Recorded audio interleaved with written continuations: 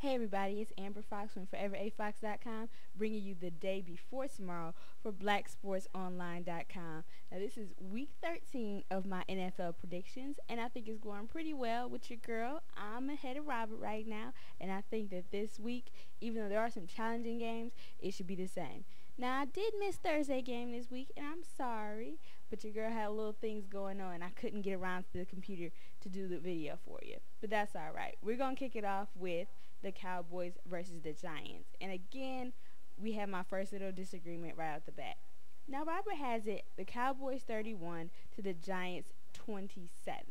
Now, but as we all pretty much know, the Giants can't just keep losing. And I think that this week might be their chance to get back in it. Even though Tony Romo has been the media darling and everyone has been all over him and how great he's done for the Cowboys and how he's turned this team around.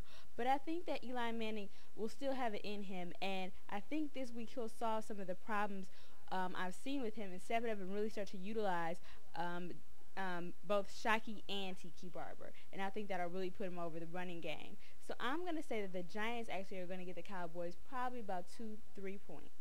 Now, next up we have the Seahawks and the Broncos.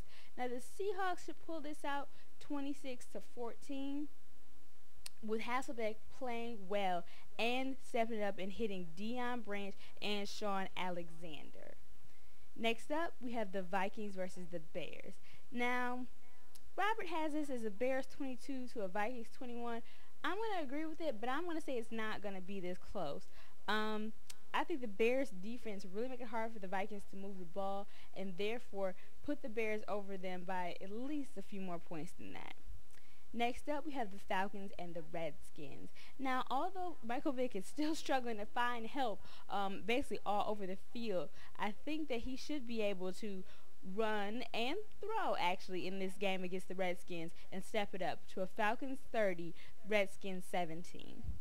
Now, with the Lions versus the Patriots, if the Patriots have any trouble winning this game, I will have no idea what's going on in the NFL. Now, we've seen some pretty big upsets, but I really don't think that the Lions will be much of a match for Tom Brady. He should be able to pretty much put a lot of points on the board early and keep Detroit out of it most of the game. So we'll say Patriots 31, Lions 7. Now, the Colts and the Titans, this once again should be an easy win. The Titans may keep Manning from putting up the big numbers we've seen, throwing for over 300 yards, but I still think they'll be able to pull out an easy win at a Colts 30 to a Titans 13. Now, the Panthers versus the Eagles. Even with the injuries that Carolina has been seeing, I still think they'll be able to pull out this win over a McNabb-less Philly, which is still trying to get their offensive game together. So we'll say Carolina 20 to an Eagles 14. Now the Chiefs and the Browns. This once again should not be a problem game. The Chiefs should easily be able to pull out a win. With the way the Browns performed last week, we really can see that they're having some struggles, and this probably isn't the year they're going to get them together. So I'm going to say the Chiefs 28 to a Browns 14. Now the Jets versus the Packers.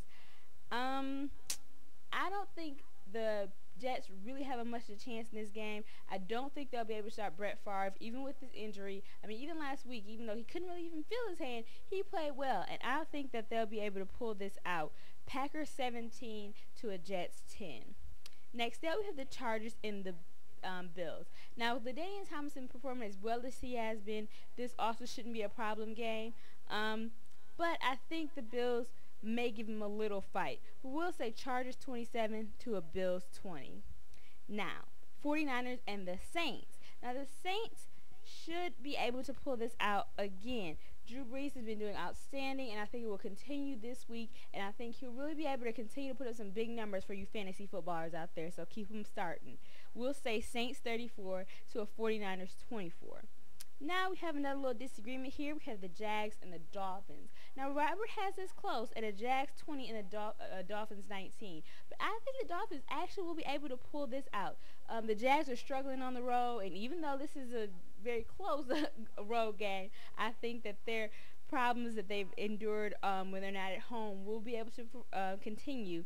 and Joey Harrington actually should be able to pull this out for the team. So I'm going to say the Dolphins are actually going to get the Jags by about a field goal.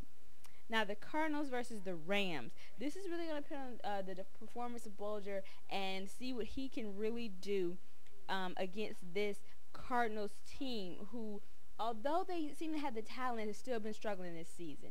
But we'll say it'd be a Rams 26 to a Cardinals 20. Now, here's my last little disagreement. We have the Texans and the Raiders.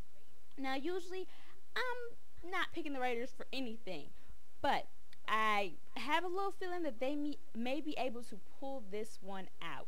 Now, Robert has it Texans 21, Raiders 12. And although usually the Raiders have been struggling all season, I think that finally Randy Moss is getting his head back in the game, and this will really be able to bring them over and pull out a close win, Bobby Pointer 2 over the Texans.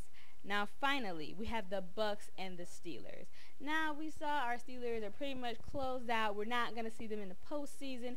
However, I think they should have enough fight to still pull out a win over a Bucks team. It shouldn't be hard.